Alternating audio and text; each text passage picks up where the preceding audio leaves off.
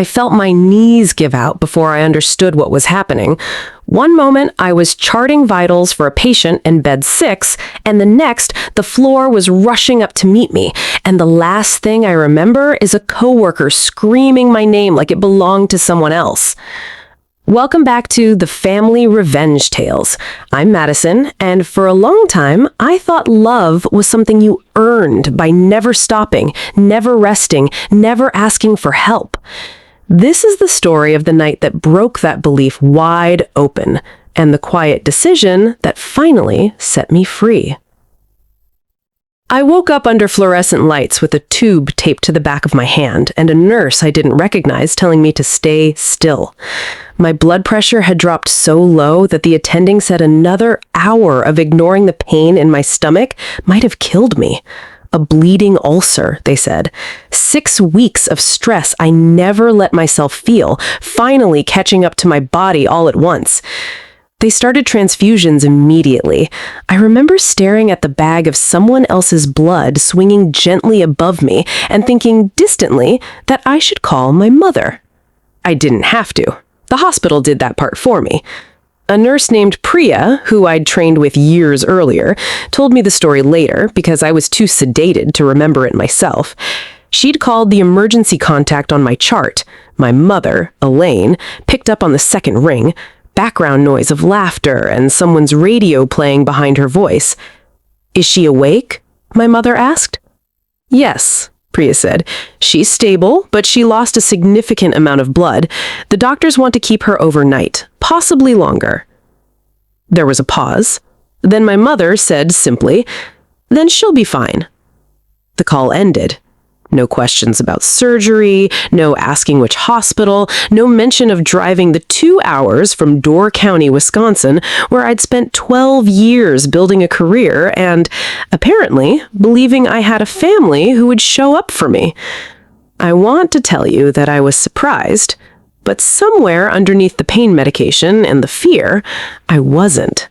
I think some part of me had known for a long time. I've spent my entire adult life being the person other people call when something breaks. I became a nurse because caring for people came naturally to me, because I liked being the calm voice in someone's worst moment. And for years, that instinct bled into every corner of my life outside of work, too. When my parents fell behind on bills, I paid them. When my younger sister Sienna needed a deposit for an apartment or help with a car payment or just a little bridge until her next paycheck, I was there, transferring money before she'd even finished asking. When something broke at the family cottage in Door County, the place we'd been going since I was a little girl, I quietly covered it. My family called me responsible. They said it with warmth, like it was a compliment. I didn't understand until much later that responsible was just their word for useful. The morning after my surgery, still groggy, still attached to monitors, I picked up my phone out of habit and saw 31 notifications. My sister had posted photos from the cottage, everyone smiling on the dock, the lake behind them gold with early evening light, my mother in a sun hat, my father grilling, Sienna's boyfriend Logan holding up a fish he'd caught. The caption read, "Nothing beats family weekends." My mother had commented underneath it, "Couldn't ask for a more perfect day." I lay there with an IV in my arm and read that comment 4 times. I want you to understand something. It wasn't the party that hurt. Families get together, and that's normal, and I don't begrudge anyone a good afternoon on a dock. What hurt was the timing. What hurt was knowing they'd been told and had chosen the lake anyway. What hurt most was realizing with a kind of clarity that only comes when your body has just tried to fail you, that if I had died in that hospital bed, they would have found out from a phone call days later, after the weekend was over. I was discharged 2 days after that. My coworker, Monica, drove me home because I still wasn't steady enough to drive myself, and somewhere along the way, I asked her, almost without deciding to, if we could pass by the cottage. It wasn't far off our route. I told myself I just wanted to see it. Really, I think I wanted someone to notice me. We slowed as we passed. I could see my father on the porch, laughing at something, a drink in his hand. My mother was arranging flowers on the picnic table. No one turned toward the road. No one saw the car. I watched my family for maybe 10 seconds, and then Monica pulled away, and neither of us said anything for a long time. That evening, a message came through the family group chat. Not, "How are you feeling?" Not, "We heard you were in the hospital. We're so sorry we weren't there." It was about the cottage, about the 40th wedding anniversary celebration my parents were planning there in 3 weeks, and whether I could help with the flowers and the lighting since I always had such a good eye for that kind of thing. My mother added a line at the bottom, almost as an afterthought. "Let's keep the weekend positive. No hospital stories, okay? We don't want to bring the mood down." I read that message sitting on my couch, still weak, still sore, and something in me went very quiet. Not angry, not yet, just quiet. The way a room gets quiet right before you understand something you've been avoiding for years. Because I hadn't just been paying for flowers and lighting, I had been paying for that cottage, in every sense of the word, for 6 years. It started with a tornado. I still remember the sound of it on the news, the warnings scrolling across the screen while my mother sobbed on the phone, saying the roof was gone, half the second floor was open to the sky, and the insurance company was already hinting they'd fight the claim. My parents had no savings to speak of. They never had. The estimates for repairs came back at just over $68,000, and no contractor would even start without a guarantee of payment. I emptied almost everything I'd saved toward a down payment on my own first home. I took out a personal loan on top of it. I paid every contractor myself, watched the cottage get rebuilt from the studs up, chose the paint colors, picked out the new dock boards. A family friend who happened to be an attorney suggested, gently, that since I was the one carrying all the financial risk, it made sense to transfer the deed into my name until the debts were settled. It would protect the property, he said, in case anything else went wrong. My parents signed the paperwork without hesitation, smiling the whole time. "It's only paperwork," my mother told me, squeezing my hand. "It'll always be our family cottage." I believed her completely. I want to be honest about that. I wasn't holding on to the deed as some kind of leverage. I forgot about it most days, the way you forget the exact terms of an agreement you never expected to need. For 6 years, I kept paying.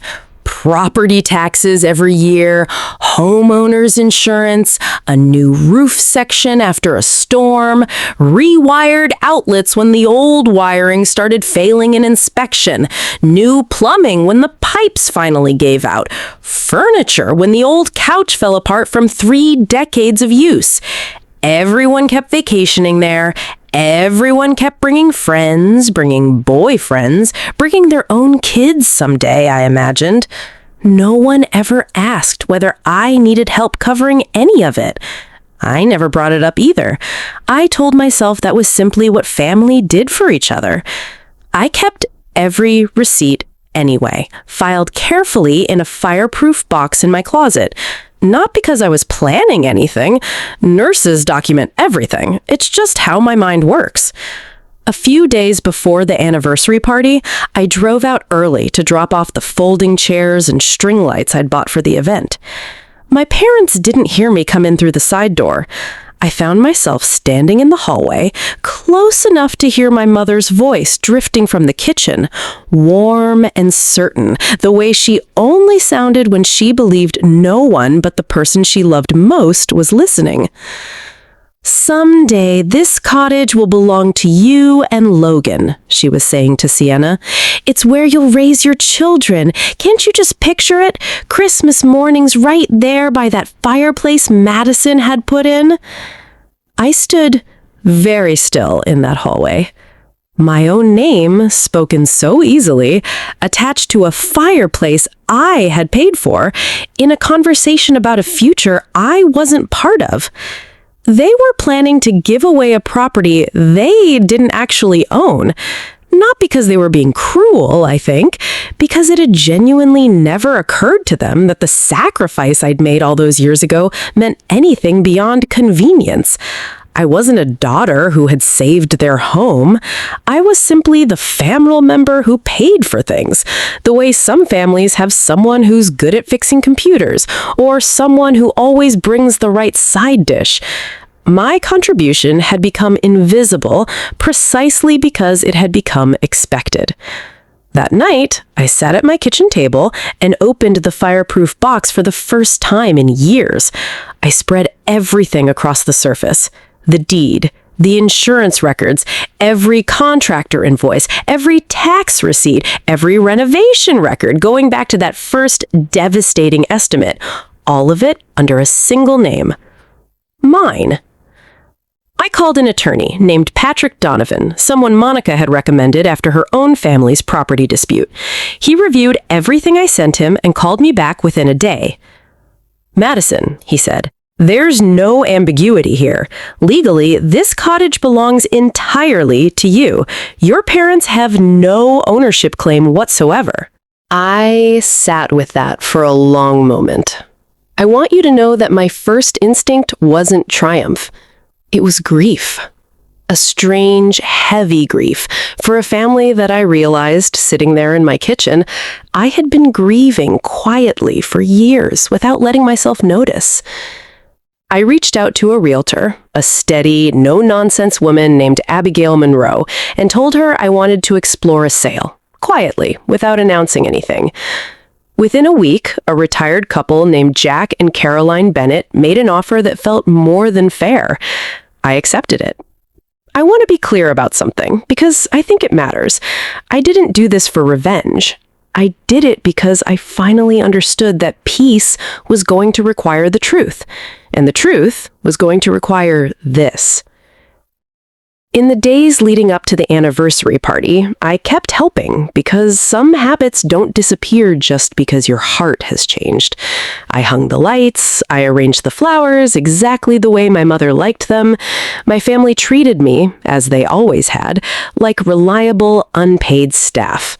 My mother criticized the tablecloth color I'd chosen.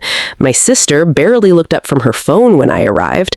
Only my great-aunt Vivian, my grandmother's younger sister, who had always had a way of seeing straight through people, paused as she passed me carrying a box of dishes. "You still look pale, sweetheart," she said, taking the box gently from my hands before I could protest. "Sit down for a minute. Has anyone actually asked how you're feeling since the hospital?" I felt my throat tighten.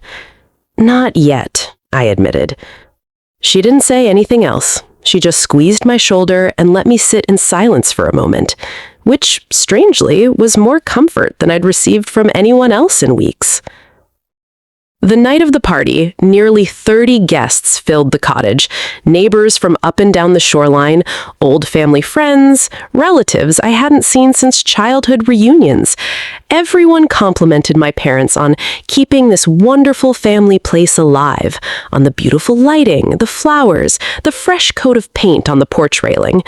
My parents accepted every compliment graciously. Not once did anyone mention who actually rebuilt the place from the ground up. Not once did my parents correct them. Near the end of the evening, my father tapped his glass with a fork, and the room quieted for the toast. My mother stood beside him, glowing, and after a few sentimental words about 40 years of marriage, she said, smiling out at the crowd, "And we're so happy to say that one day this cottage will stay in the family with Sienna and Logan." The guests applauded warmly. I stood up. My hands were steady, which surprised me. "Can I ask everyone something?" I said. The applause faded into an uneasy quiet.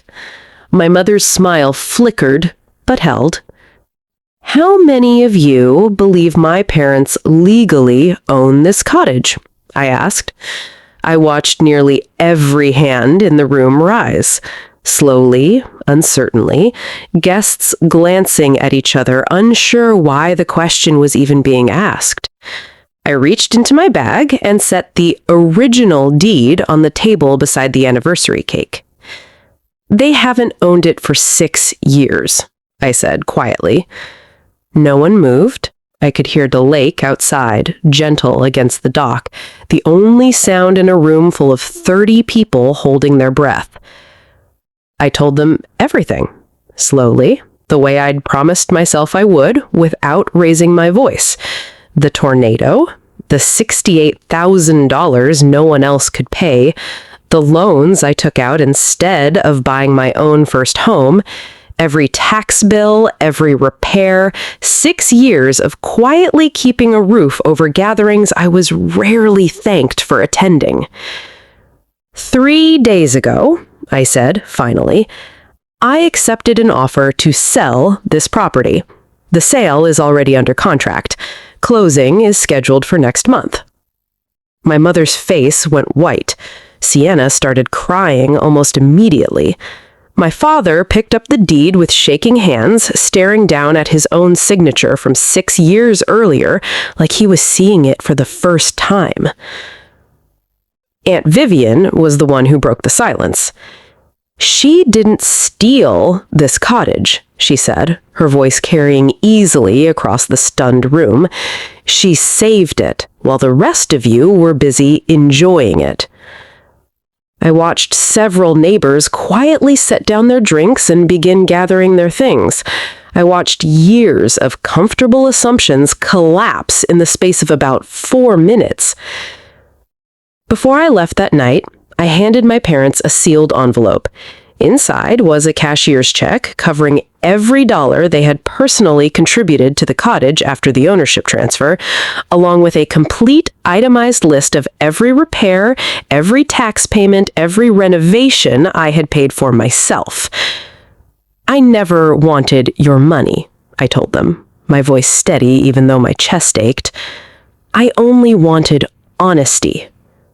Then I walked out to my car, past the string lights I'd hung myself, and drove home in silence. The sale closed 30 days later.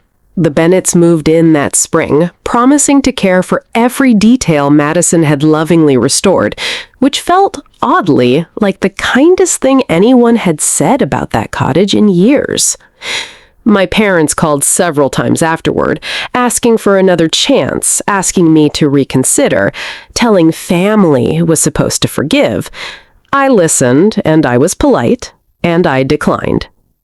These days, I spend my Sundays with Aunt Vivian instead, at her small house by the water, where she makes too much coffee and asks how I'm really doing, and actually waits for the answer.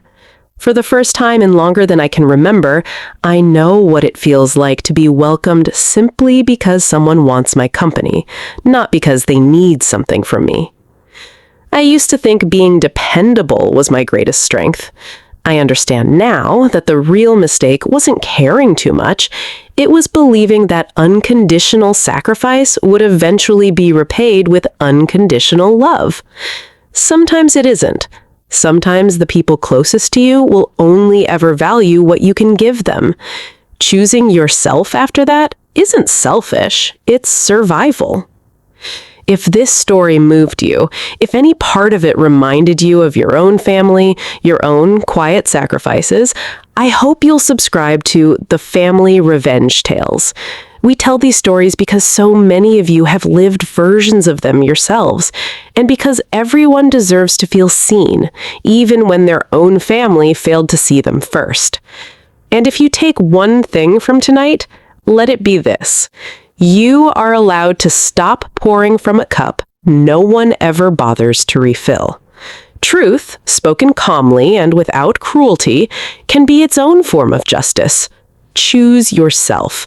It is never too late to start.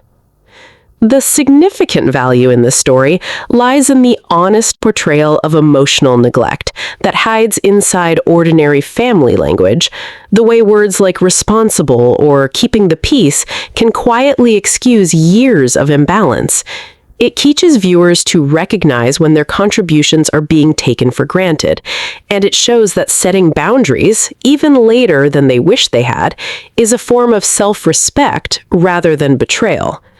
The story also models a healthier form of justice, one built on documentation, calm truth-telling, and legal clarity, rather than anger or cruelty, showing that consequences can be delivered with dignity. Finally, it offers comfort to viewers who have felt unseen within their own families, reminding them that real belonging is found where they are valued for who they are, not simply for what they provide.